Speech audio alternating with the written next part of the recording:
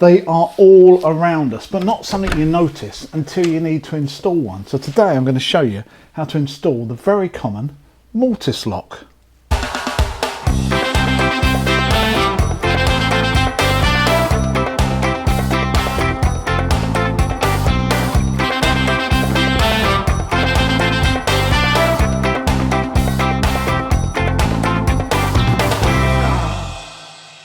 So mortise locks come in different shapes and sizes. This is one of the bigger ones. It actually comes with a latch, but they don't have to. A lot of them are just deadlocks for extra security.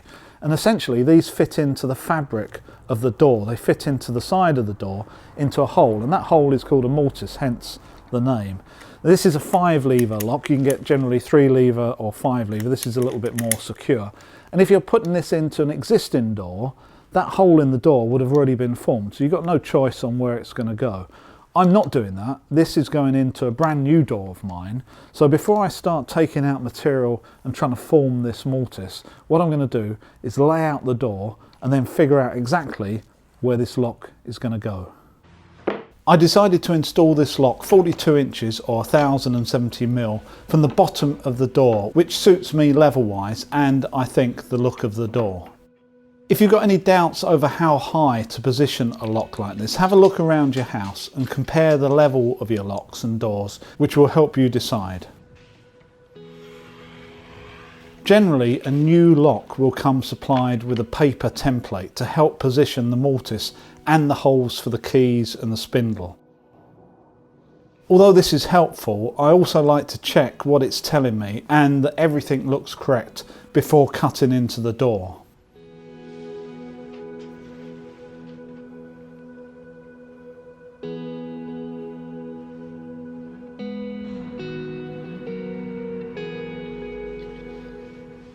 I mark a centre line along the door edge by adjusting my combination square until I get the same line reference from both sides of the door. That way I know that I'm definitely in the centre.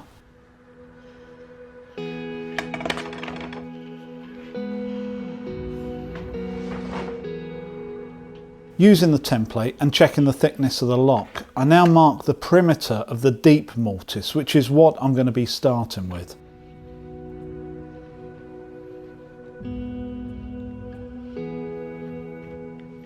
The easiest way to quickly remove the majority of the material on a mortise like this is by drilling it out.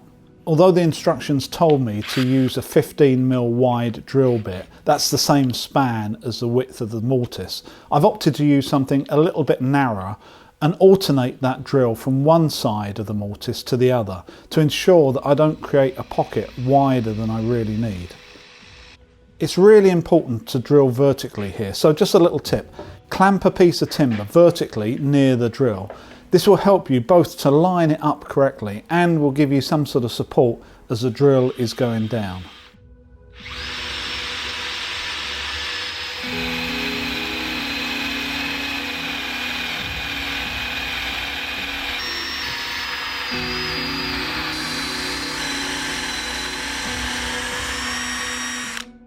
With the majority of the waste material removed, it's quite easy and satisfying to use a chisel to square up the hole.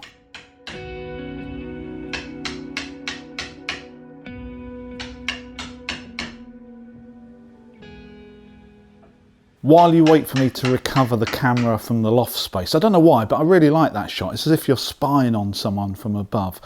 It gives me a couple of minutes to tell you that this video is being sponsored by ITS for all the tools you need. And at the moment, ITS have got a bit of a double whammy going. They've got their clearance sale on and their outlet store, both running concurrently with some great deals. Let me show you what I mean. These are end of year clearance items, and there's thousands of items across all kinds of categories like power tools, hand tools, lawn and garden, and lighting and electrical. And these need to be cleared to make way for new stock next year. But in parallel to this, they're also running their outlet store that looks a little bit like this. There's absolutely loads of bargains to be had here on all the tools across the range, but these are limited time offers, and all these deals sales end on the 10th of January. And as usual, I've picked out some of my favourites, like this, which is a traditional type yellow drill that I use.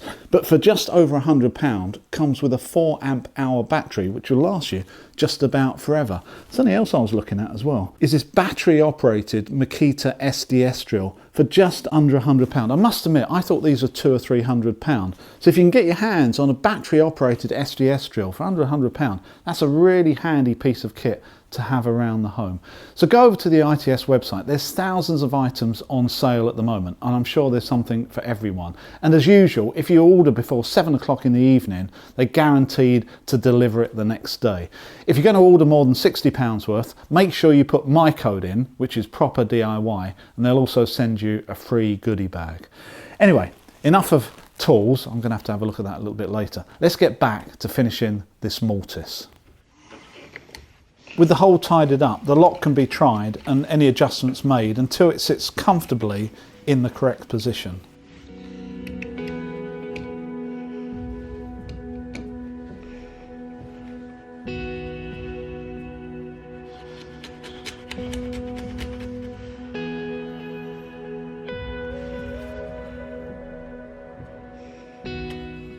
I re-establish the centre line and with a Stanley knife mark around the perimeter of the plate.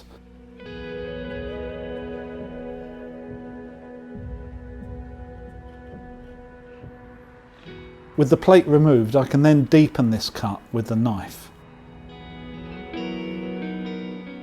I'm going to be using a small router to remove this material, but you don't have to. Using a chisel for this is traditional.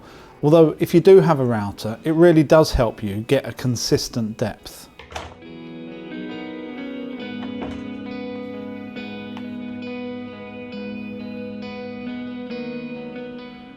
I set the depth of the cutter to 4mm, which I know is the thickness of the plates on the face of the lock, but try it first on some scrap timber just to see how it feels.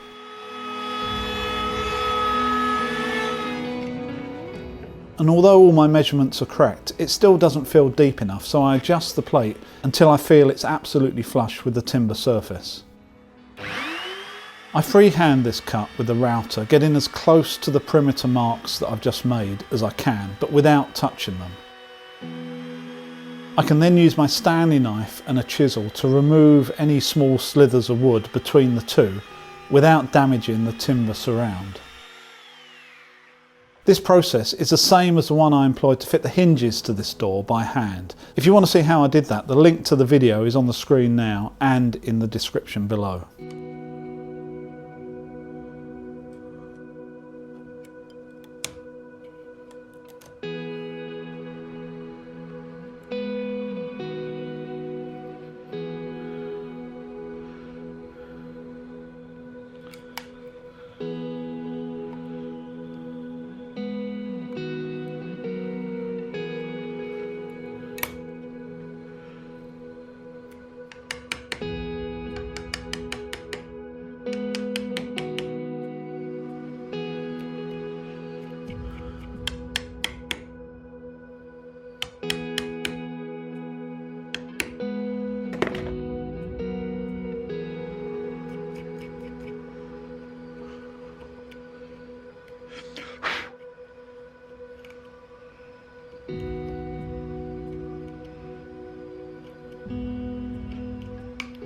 After a quick tidy up, the lock can be tried and adjusted if needed.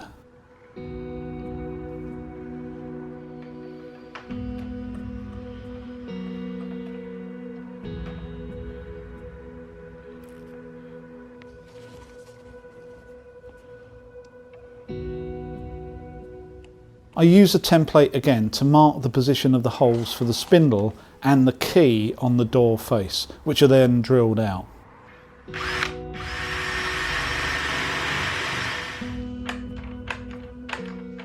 The keyhole is formed by drilling 2 holes and then joining them up together using a chisel.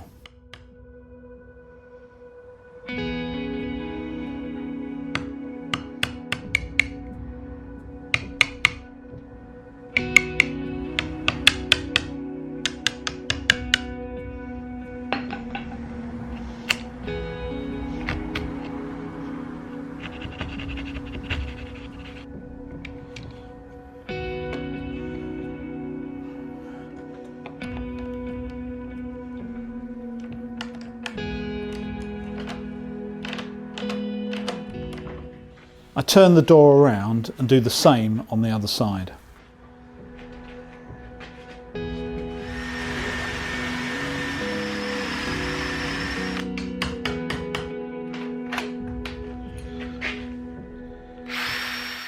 With the holes in the correct position and the lock working, I use a self-centering drill bit to drill a pilot for the screws.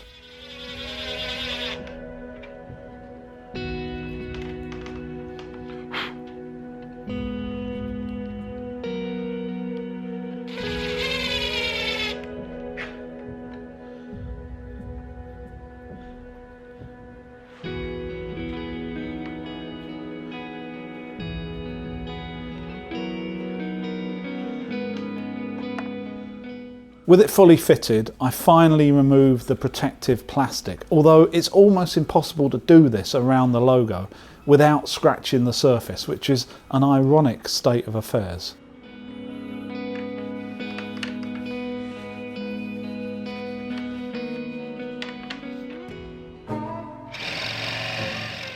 With the lock fitted in the door, I turn my attention to the frame, which in many ways is a similar process. I mark the level where the strike plate needs to be fitted and then drill out most of the material to house the lockbox with a drill and square up with a hammer and chisel.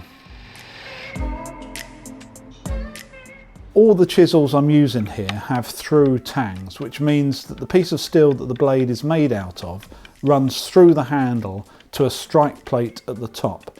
So essentially they're a single piece of steel with a plastic handle wrapped around it. This means I can use a hammer with this type of chisel with no risk of them breaking. If you have more of a traditional chisel with a wooden handle wrapped around the tang, then you must use a wooden mallet or else the chisel will soon disintegrate. With the lockbox mortise complete, I can offer up the strike plate and mark around the perimeter as I did before.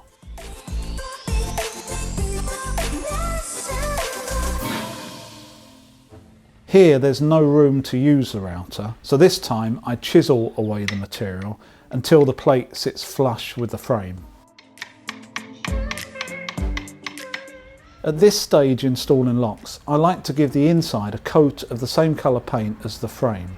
This not only protects the wood, but if there's any gaps around the strike plate because you've removed slightly too much material, this will help hide those gaps.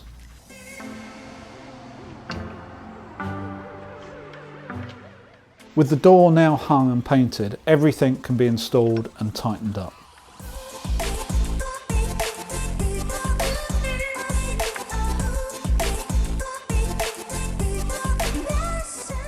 So the door is painted, the handle is on, the lock is complete and working nicely as well. So that's very secure, very happy with that. So I hope you've enjoyed this video. If you have, please check out the other ones on my channel, which are projects all around the house and garden. If you're feeling really brave, please hit subscribe. So from a fully fitted lock and one step closer to turning this double garage into a workshop, I'll see you next time.